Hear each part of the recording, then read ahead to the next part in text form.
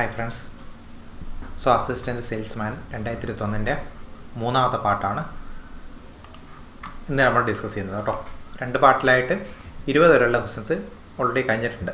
അപ്പോൾ അതിൻ്റെ പാർട്ട് ഞാൻ എന്ത് ചെയ്യാം, താഴെ ഡിസ്ക്രിപ്ഷനിൽ കൊടുക്കാം. ഇനി 21 മുതലുള്ള ക്വസ്റ്റ്യൻസാണ് നോക്കാനുള്ളത്. ആദ്യമായിട്ട് ക്വസ്റ്റ്യൻസ് എങ്ങനെ ഉണ്ട് എന്നുള്ളത് ജസ്റ്റ് നോക്കാം. 10 ക്വസ്റ്റ്യൻസാണ് നോക്കുന്നത്. ഇന്ന് 21 എന്താണ്, തിരുവിതാംകൂറിലെ മാഗ്ന കാർട്ട, കർഷകരുടെ മാഗ്ന കാർട്ട കേട്ടോ. പ്രീവിയസ് ക്വസ്റ്റ്യൻ ആണ്. ദുരന്ത നിവാരണ അതോറിറ്റിയുടെ വൈസ് ചെയർമാൻ.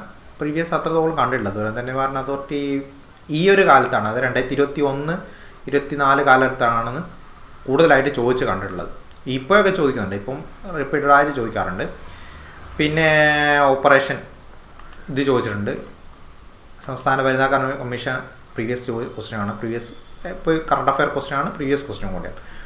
പിന്നെ ഇൻസുലിൻ പ്രീവിയസ് ആണ്. IUCN ആസ്ഥാനം പ്രീവിയസ് ആണ്. Current affair okay. COVID-2 BCG vaccine previous ആണ്.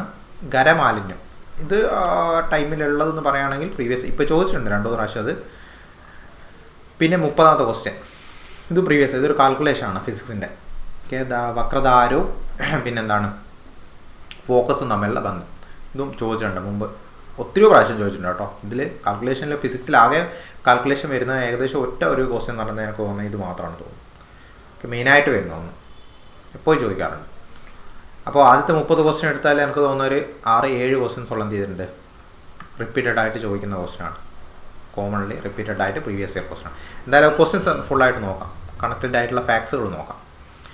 21ാമത്തെ ക്വസ്റ്റ്യൻ എന്താ, തിരുവിതാംകൂർ പ്രദേശത്തെ കർഷകരുടെ മാഗ്ന കാർട്ട എന്ന് വിശേഷിപ്പിക്കുന്ന ഭൂ നിയമ നിർമ്മാണ വിളംബരം ഏതാ? കർഷകരുടെ മാഗ്ന കാർട്ട. ഇത് എളുപ്പമല്ല, ഇത് കുറേ കൂടി എളുപ്പമാണ്. കാരണം ഇത് മുമ്പ് ചോദിച്ചിട്ടുണ്ട് ഈ ക്വസ്റ്റ്യൻ. കർഷകരുടെ മാഗ്ന കാർട്ട എന്ന് പറയുന്നത് ഏതാ? പണ്ടാരപ്പാട്ട വിളംബരം കേട്ടോ. പാട്ടം വിളംബരം എന്നാണ് ഇതിൽ കൊടുത്തിരിക്കുന്ന ഓപ്ഷൻ. ഓക്കെ, പണ്ടാരപ്പാട്ട വിളംബരം എന്നാണ് മെയിനായിട്ട് നമ്മൾ പഠിക്കുമ്പോൾ പഠിക്കാറുള്ളത്. അപ്പോൾ ഇതാണ് തിരുവിതാംകൂർ പ്രദേശത്തെ കർഷകരുടെ മാഗ്ന കാർട്ട, കൃഷിക്കാരുടെ മാഗ്ന കാർട്ട എന്നറിയപ്പെടുന്നത്. ഇതിൻ്റെ വർഷം നിർബന്ധമായിട്ട് പഠിച്ചു നോക്കണം. 1865 എന്ത് ചെയ്യുന്നത്, ആയില്യം തിരുനാൾ.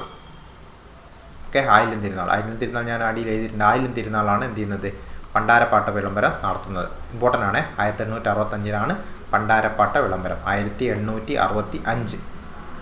ഓക്കെ, അതായത് ഇതെന്താ ഉദ്ദേശിക്കുന്നത്, അതായത് കുടിയാന സർക്കാർ വക പാട്ടവസ്തുക്കളുടെ മേൽ അധികാരം സ്ഥിരപ്പെടുത്തിക്കൊണ്ടുള്ള ഒരു വിളംബരം നടത്തുന്നതാണ് ഈ പണ്ടാരപ്പാട്ട വിളംബരം. ഇതേപോലെ തന്നെ ഓർത്തോക്കേണ്ട ഒരു കാര്യമുണ്ട്. ഇത് 1867 ജന്മി കുടിയാൻ വിളംബരം കേട്ടോ. ഇയർ ഓർത്തോക്കണേ, 1867 ജന്മി കുടിയാൻ വിളംബരമാണ് ഒന്ന് ഓർത്തോക്കാണ്. ഇനി 22ാമത്തെ ക്വസ്റ്റ്യൻ, സംസ്ഥാന ദുരന്ത നിവാരണ അതോറിറ്റിയുടെ വൈസ് ചെയർമാനാണ് ചോദിച്ചിരിക്കുന്നത്. നേരെ മുഖ്യമന്ത്രിയിലേക്ക് പോയത്. മുഖ്യമന്ത്രി ചെയർമാനാണ് ഏത്, മുഖ്യമന്ത്രി. വൈസ് ചെയർമാൻ ആരാ? റവന്യൂ മന്ത്രി. ദുരന്ത നിവാരണ അതോറിറ്റിയുടെ വൈസ് ചെയർമാൻ എന്ന് പറയുന്നത് റവന്യൂ മന്ത്രി. ഇപ്പോൾ ദുരന്ത നിവാരണ അതോറിറ്റി അതുമായിട്ട് ബന്ധപ്പെട്ട കാര്യങ്ങളൊക്കെ ഇപ്പോൾ എന്ത് ചെയ്യാറുണ്ട്, ചോദിക്കാറുണ്ട്. ദുരന്ത നിവാരണ കാറ്റഗറീസ്, ദുരന്തത്തിൻ്റെ, ഇതൊക്കെ കോമണായിട്ട് ഇപ്പോൾ ചോദിക്കുന്ന ഒരു കാര്യം കേട്ടോ. ഇനി ഇതിൽ ചെയർമാൻ മുഖ്യമന്ത്രി, ഞാനോട് പറയാം, ചെയർമാൻ മുഖ്യമന്ത്രി, വൈസ് ചെയർമാൻ റവന്യൂ മന്ത്രിയാണ്. ഇതിൽ എക്സ് ഒഫീഷ്യോ കുറച്ച് അംഗങ്ങളുണ്ട്. അതിനു മുമ്പ് ഇതിൻ്റെ ചീഫ് എക്സിക്യൂട്ടീവ് ഓഫീസർ, CEO എന്ന് പറയുന്ന ആൾ സംസ്ഥാന ചീഫ് സെക്രട്ടറിയാണ് കേട്ടോ. മറന്നുകൊണ്ടേ, കേരള ദുരന്ത നിവാരണ അതോറിറ്റിയുടെ ചീഫ് എക്സിക്യൂട്ടീവ് ഓഫീസർ സംസ്ഥാനത്തെ ചീഫ് സെക്രട്ടറിയാണ്. ഇനി ഇതിലെ എക്സ് ഒഫീഷ്യോ അംഗങ്ങൾ എന്ന് വെച്ചാൽ എന്താ, ഇതിൽ എന്താണ്, ആ പദവി മാറുമ്പോൾ അവരെ നിർബന്ധമായിട്ട് എന്ത് ചെയ്യുന്നു, ഇതിൽ അംഗങ്ങളായിരിക്കും. അതായത് ആഭ്യന്തര വിജിലൻസ് വകുപ്പ് മന്ത്രി ഇതിൽ അംഗമായിരിക്കും. അതേപോലെ കൃഷി മന്ത്രി അംഗമായിരിക്കും. ആഭ്യന്തര വകുപ്പ് അഡീഷണൽ ചീഫ് സെക്രട്ടറി. ഇത് ചോദിച്ചിട്ടുണ്ട് കേട്ടോ. എനിക്കൊന്ന് LD കാണുന്നു തോന്നുന്നു. കഴിഞ്ഞ പ്രാവശ്യത്തെ LD കാണുന്നതാണ് ഈ പോസ്റ്റ് എന്ത് ചെയ്തിട്ടുണ്ട്, റിപ്പീറ്റായിട്ട് ചോദിച്ചിട്ടുണ്ട്. X official അംഗങ്ങളല്ലാത്തതാണ്. ഓക്കെ, പഠിച്ചു നോക്കണേ, നിർബന്ധം. 23ാമത്തത്, കാണാതായ കുട്ടികളെ കണ്ടെത്തുന്നതിന് വേണ്ടി സംസ്ഥാന സർക്കാർ ഉപയോഗിച്ച പദ്ധതി ഓപ്പറേഷൻ വാത്സല്യം കേട്ടോ. ചോദിക്കാറുണ്ട് ഓപ്പറേഷൻ വാത്സല്യം. കുട്ടികളായിട്ട് ബന്ധപ്പെട്ട പദ്ധതികളിൽ ഇപ്പോൾ പഠിക്കേണ്ടത് കുട്ടികൾ, സ്ത്രീകൾ, വൃദ്ധർ. ഓക്കെ, ഇതുമായിട്ട് ബന്ധപ്പെട്ട അന്യസംസ്ഥാന തൊഴിലാളികളുമായിട്ട് ബന്ധപ്പെട്ട പദ്ധതികൾ, ഇതൊക്കെ മെയിനായിട്ട് എപ്പോഴും നമ്മൾ നോക്കി വെക്കുന്നതാണ്. കവചം ഇടയ്ക്ക് ചോദിക്കാറുണ്ട്. കവചം എന്താ, വീടിനകത്തും പുറത്തും പോലീസിൻ്റെ ഒരു പദ്ധതിയാണ് കേട്ടോ, മറന്നുകൊണ്ട. അതായത് ജനമൈത്രി സുരക്ഷാ പദ്ധതിയുടെ ഭാഗമായിട്ട് കുട്ടികൾക്ക് വീടിനകത്തും പുറത്തും സുരക്ഷ ഒരുക്കുന്ന ഒരു പദ്ധതിയാണ് കവചം. ശരണബാല്യം ഇതും ചോദിക്കാറുണ്ട്. കുട്ടികൾക്കെതിരെയുള്ള ചൂഷണം, പ്രധാനമായിട്ട് ബാലവേല, ഭിക്ഷാടനം ഇങ്ങനെയുള്ള ചൂഷണം തടയുന്നതിന് വേണ്ടിയിട്ട് ഈ സാമൂഹ്യ നീതി വകുപ്പ് ആരംഭിച്ച പദ്ധതിയാണ് ഏത്? ശരണബാല്യം. അതൊക്കെ പേരിൽ കിട്ടും. ഈ ശരണബാല്യം എന്ന് പറയുമ്പോൾ കുട്ടികൾക്ക് വേണ്ടിയിട്ടുള്ളതാണ് കിട്ടും. പക്ഷേ ഇത് ആരംഭിച്ച വകുപ്പ് ഏതാണെന്നുള്ളത് ചോദിക്കുമ്പോഴാണ് നിങ്ങൾ പെടുക അവിടെ. സാമൂഹ്യ നീതി വകുപ്പ് കേട്ടോ, സോഷ്യൽ ജസ്റ്റിസ് ഡിപ്പാർട്ട്മെൻറ്റാണ്. കവചം പോലീസാണ്. അത് ഏകദേശം പിന്നെയും കൂടി കിട്ടാൻ ചാൻസ് ഉണ്ട്. ഇനി അടുത്തത് 24ാമത്തെ വർഷം സംസ്ഥാന വനിതാ കമ്മീഷൻ അധ്യക്ഷ. അപ്പോൾ അത് മാറുമ്പോൾ മാറി പഠിച്ചോണേ. ഇപ്പോൾ ഞാൻ ചെയ്യുന്ന സമയത്ത് പി സതീദേവിയാണ്. ആ ടൈമിലും സതീദേവി തന്നെയാണ്. എക്സാം നടക്കുമ്പോൾ ഞാൻ ഈ ഡിസ്കസ് ചെയ്യുന്ന ടൈമിലും സതീദേവി തന്നെയാണ്. ഇനി ഇതിൽ കേരള വനിതാ കമ്മീഷനെ പറ്റി പറയുമ്പോൾ 1996 കേട്ടോ കമ്മീഷൻ വരുന്നത്. കമ്മീഷൻ്റെ കാര്യമാണ് പറയുന്നത്, ആക്ട് അല്ല. ആക്ട് വരുന്നത് എപ്പോഴാണ്? 1990 ആക്ട് വരുന്നത്. ഓക്കെ, 96 കമ്മീഷൻ വരുന്നു. മറന്നുകൊണ്ടാൽ രണ്ടും നല്ല വ്യത്യാസമുണ്ട്. ഇത് ആക്റ്റാണ്, ഇത് കമ്മീഷനാണ്. 96 മാർച്ച് 14 കമ്മീഷൻ ഫോം ചെയ്യുന്നത്. ഇനി ഇതിൽ ഓർത്തോക്കേണ്ടത് കമ്മീഷൻ്റെ അധ്യക്ഷ കിട്ടി.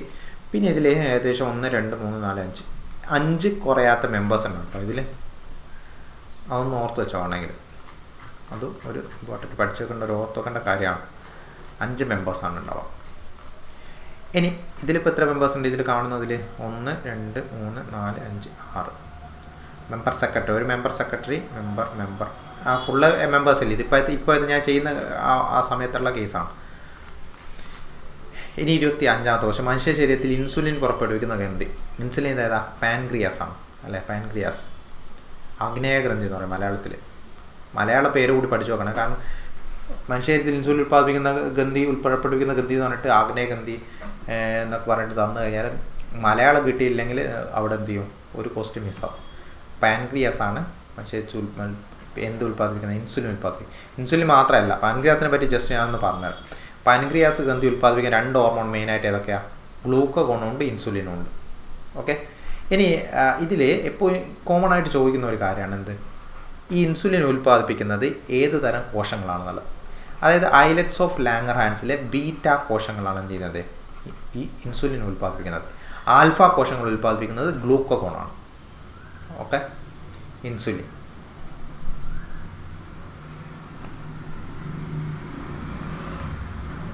അപ്പോൾ ഈ കാര്യങ്ങൾ ഓർത്തൊക്കെ. ഇനി ഇതിൽ ഇടയ്ക്ക് ചോദിക്കുന്ന ജൈവ ഘടികാരം, ചില ഗ്രന്ഥികളെ പറ്റി ചോദിക്കാറുണ്ട്, അല്ല ഹോർമോണുകളെ പറ്റി ചോദിക്കാറുണ്ട്. ജൈവ ഘടികാരം അല്ലെ ബയോളജിക്കൽ ക്ലോക്ക് എന്നറിയപ്പെടുന്ന ഏതാ? പീനിയൽ ഗ്രന്ഥിയാണ്. ഇനി വളർച്ച ഹോർമോൺ, ഗ്രോത്ത് ഹോർമോൺ എന്ന് പറയും, സൊമാറ്റോട്രോപ്പിനാണ്. അതേപോലെ അടിയന്തര ഹോർമോൺ, എമർജൻസി ഹോർമോൺ എന്ന് പറയുന്നത് വിളിക്കപ്പെടുന്നത് ഏതാ? അഡ്രിനാൽ, എമർജൻസി ഹോർമോൺ എന്ന് വിളിക്കപ്പെടുന്നത്. 26ാമത്തെ ക്വസ്റ്റ്യൻ പരിസ്ഥിതി സംഘടനയുടെ IUCN, conservation, international union for conservation nature, IUCNൻ്റെ ആസ്ഥാനം ചോദിക്കാറുണ്ട് കേട്ടോ. ഇത് ചോദിക്കുമ്പോൾ പ്രോപ്പർ പ്ലേസ് തന്നെ ചോദിക്കാറുണ്ട്. സ്വിറ്റ്സർലാൻഡാണ് രാജ്യം വരുന്നത്. ഗ്ലാൻഡ്, സ്വിറ്റ്സർലാൻഡിൻ്റെ ഗ്ലാൻഡാണ് കേട്ടോ. Gland, Switzerland. IUCNൻ്റെ ആസ്ഥാനം ചോദിക്കുന്നതാണ്, കോമൺ ആയിട്ട് ചോദിക്കുന്നതാണ്. ഈ IUCN ഒരു പ്രത്യേകത ഉണ്ട്. IUCN പ്രസിദ്ധീകരിക്കുന്ന ഒരു ബുക്കുണ്ട്. ഏതാ? Red data book. Okay, red data book നിങ്ങൾക്ക് അറിയാം. റെഡ് ഡാറ്റ ബുക്ക് എന്താണെന്നൊക്കെ അറിയാമല്ലോ. റെഡ് ഡാറ്റ ബുക്ക് പബ്ലിഷ് ചെയ്യുന്നത് IUCN ആണ്. ഇനി ഇതേപോലെ തന്നെ ഗ്ലാൻഡ് ആസ്ഥാനമായിട്ടുള്ള ഒരു സംഘടന കൂടി മെയിനായിട്ട്, വേൾഡ് വൈഡ് ഫണ്ട്. ഓക്കെ, അത് ഗ്ലാൻഡാണ് കേട്ടോ. സ്വിറ്റ്സർലാൻഡിൻ്റെ ഗ്ലാൻഡിനാണ് അതിൻ്റെ കൂടി ആസ്ഥാനം. ഓർത്ത് വെച്ചു.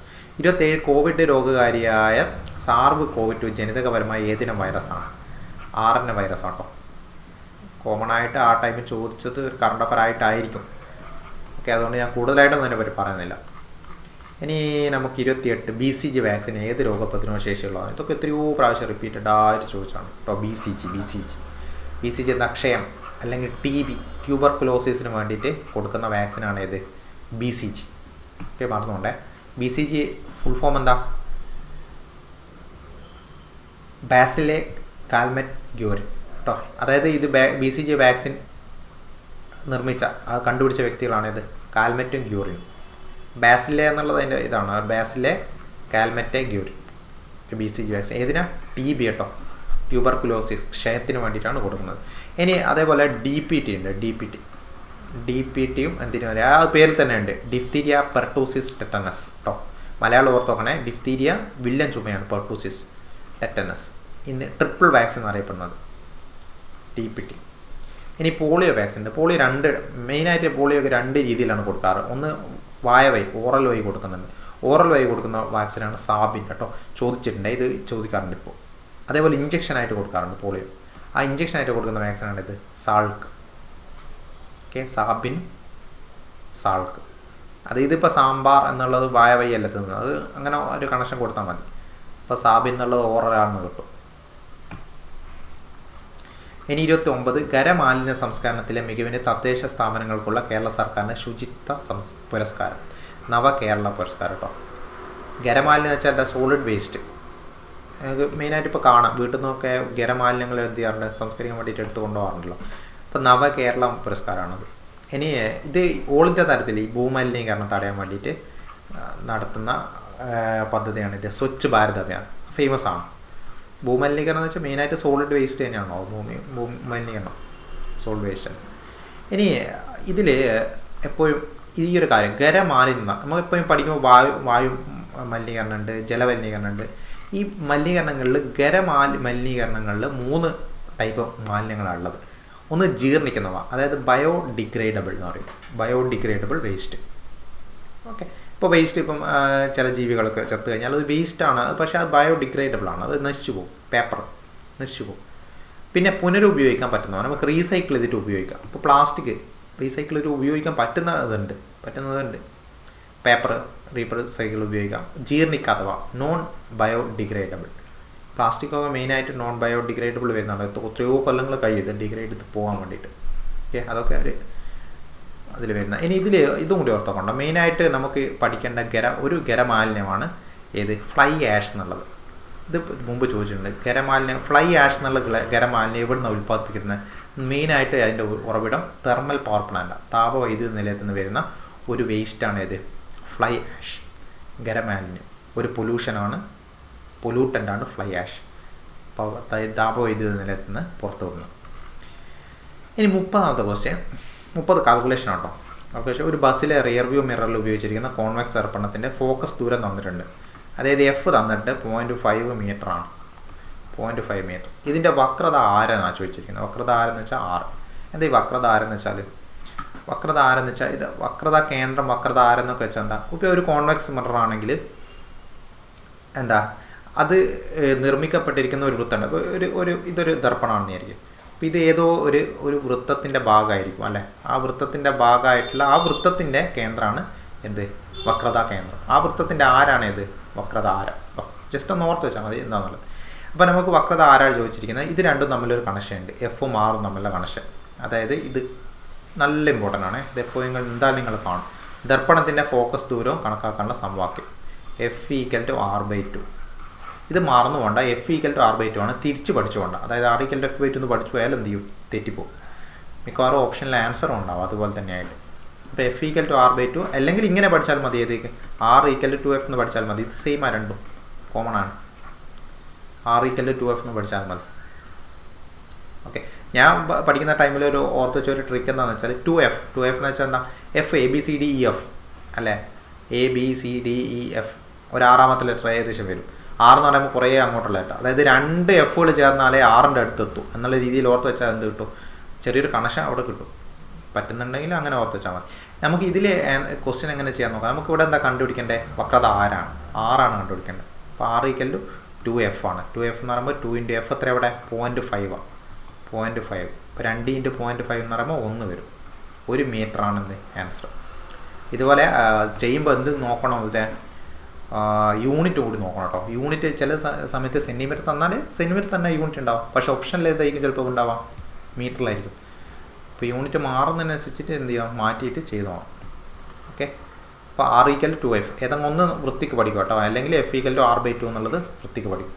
ഇത് എത്രയോ പ്രാവശ്യം 2021 ശേഷം എനിക്കൊരു 4-5 പ്രാവശ്യം എന്ത് ചെയ്തിട്ടുണ്ട്, ഒരു വർഷം തന്നെ റിപ്പീറ്റഡ് ആയിട്ട് ചോദിച്ചു കണ്ടിട്ടുണ്ട് പല എക്സാമുകളിലായിട്ട്.